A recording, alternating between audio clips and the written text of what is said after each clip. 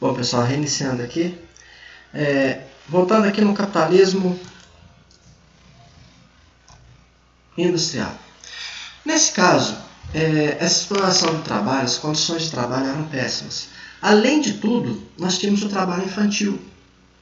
E aquele negócio, por que tinha trabalho infantil? Porque tinha algumas máquinas que, para manusear elas, era necessário que quem tivesse as mãos pequenas, para passar no vão entre as engrenagens. Então, muitas vezes, essas crianças eram contratadas para trabalhar nisso. E muitas dessas crianças chegaram a perder a mão ou o braço por causa dessas máquinas. Tinha uma máquina que eles tinham que colocar uma criança para entrar. À medida que a máquina movimentava para frente, a criança tinha que entrar lá para pegar os restos do algodão. Ela entrava, pegava o algodão e saía. A máquina voltava para o lugar. Muitas dessas crianças chegavam a perder a vida ou perder membros por causa dessas máquinas.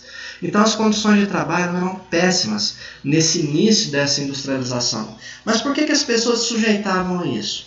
Porque as cidades, lá principalmente onde surgiu, na Inglaterra, nos países europeus, ou até mesmo nos Estados Unidos, elas estavam cheias de gente. Aquele pessoal que saiu da zona rural e foi para lá. O mesmo problema que nós enfrentamos hoje. Então, como tinha muita gente para trabalhar e pouca oferta de emprego, as pessoas se sujeitavam a fazer por qualquer tipo de sacrifício. Então as condições de trabalho elas eram péssimas nesse momento. Aqui nós temos até uma imagem de como eram as fábricas. Olha a poluição que elas geravam. E esse daqui é um filme muito interessante que é do Charlie Chaplin, Tempos Modernos, no qual lá na década de 1930, há quase 100 anos atrás, ele já fazia uma crítica a esse modelo de desenvolvimento e principalmente a exploração do trabalhador naquela época.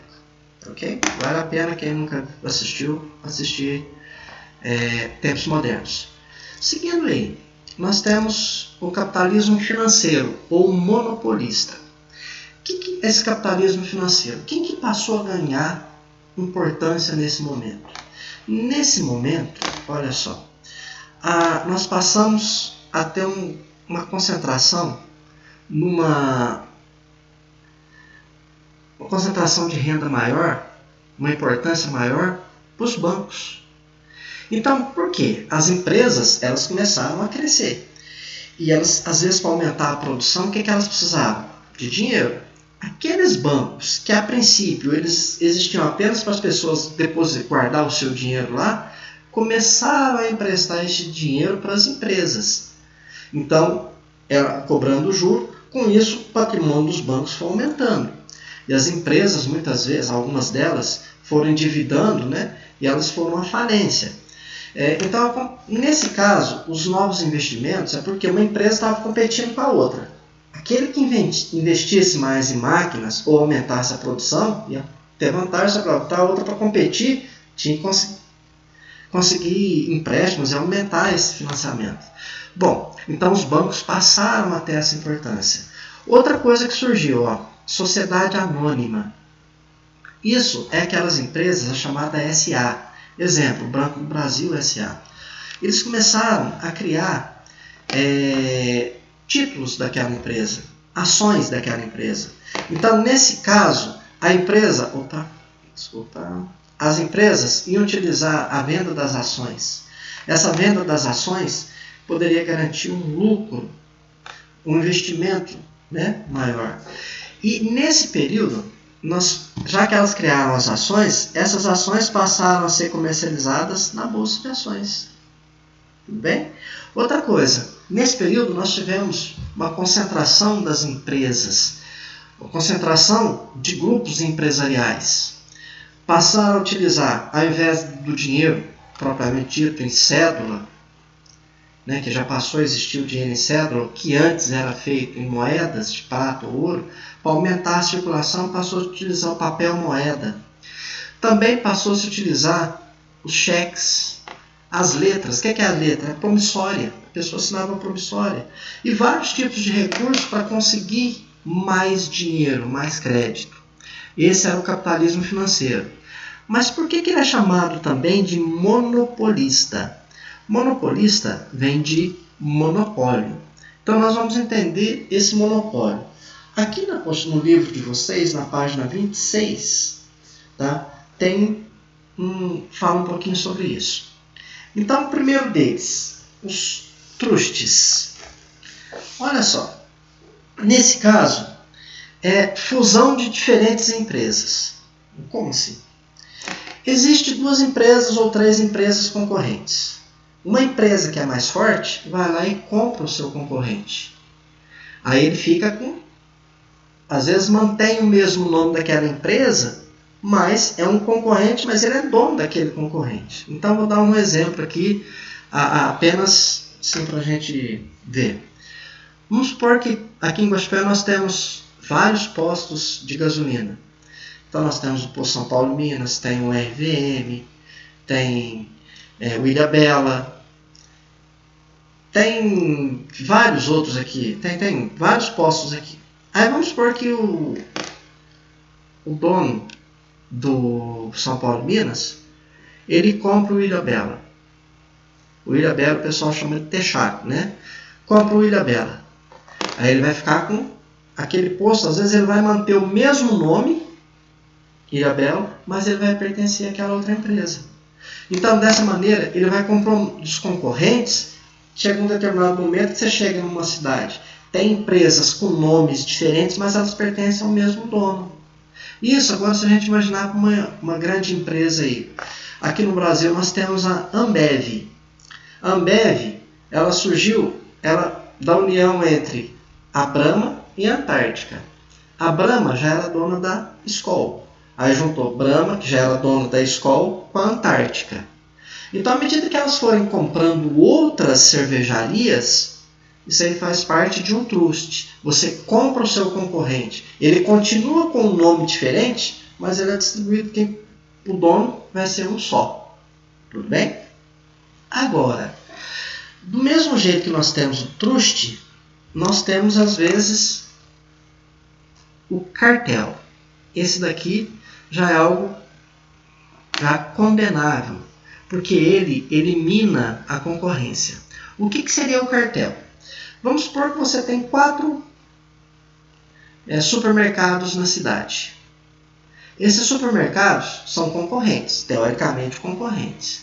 Aí os donos dos 4 supermercados se reúnem e falam assim, ó, vamos colocar o mesmo preço nos produtos.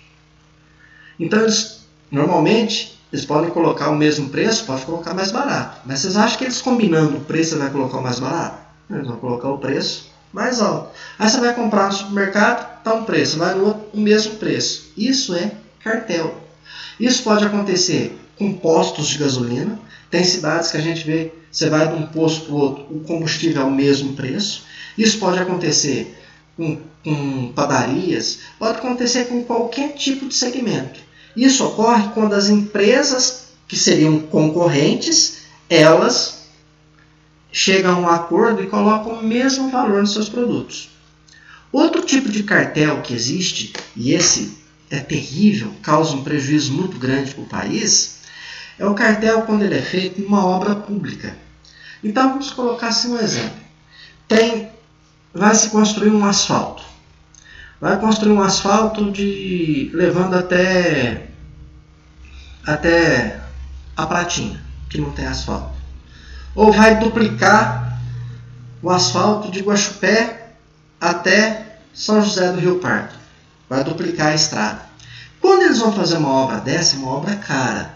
Muitas vezes ela é bancada pelo governo federal ou pelo governo do estado, governo estadual, ou até mesmo pelo município.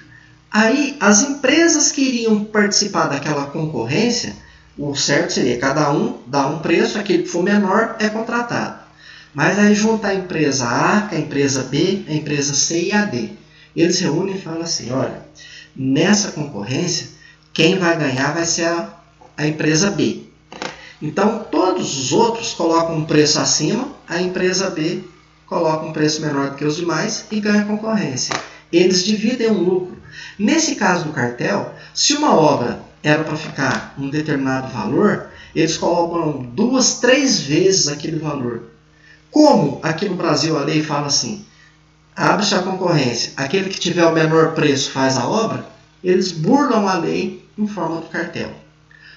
O holding. Nesse caso, tem empresas ou complexos industriais que uma empresa controla a outra através das ações. Nesse caso de um holding, dá para a gente ver uma ideia interessante. No Brasil, ou até mesmo em outros países, nós temos alguns exemplos. Se vocês verem a marca, por exemplo, a marca Honda. Aqui no Brasil, a Honda ela tem tanto o segmento de automóveis quanto de motocicletas. No início, quando surgiram as fábricas, elas eram separadas. Aí uma empresa foi comprando ações da outra, ela passou a produzir 2 tipos de produtos diferentes, né? E com o mesmo nome. Então, esse espécie de holding, você vai ter uma empresa que vai controlar as demais. É muito comum, fora do Brasil, você ter complexos industriais com vários segmentos diferentes controlados por uma única empresa, né? Então, essa empresa, no caso da holding, eu dei o exemplo da Ambev, que chegou a comprar a Brahma, que chegou a comprar as concorrentes. Hoje, fora do Brasil, ela está fazendo isso.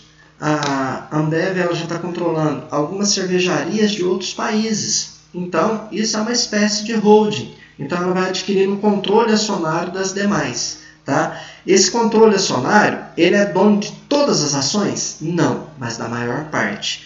Daquele que tem direito às decisões. No trust, ele comprou tudo. No controle acionário, é um holding. Tá? Os dois são muito parecidos. Mas um envolve a compra, que aconteceu aqui no Brasil com a Skol e com a Antártica, mas a mesma Ambev fora do Brasil ela tem um controle acionário, por exemplo, da Budweiser. E então, isso é feito através do controle das ações. Tá ok? Pessoal, eu espero todos nas nossas aulas lá, nas nossas aulas online, presenciais, que aí eu pretendo esclarecer qualquer tipo de dúvida e nos encontramos lá. Até mais, pessoal. Um abraço.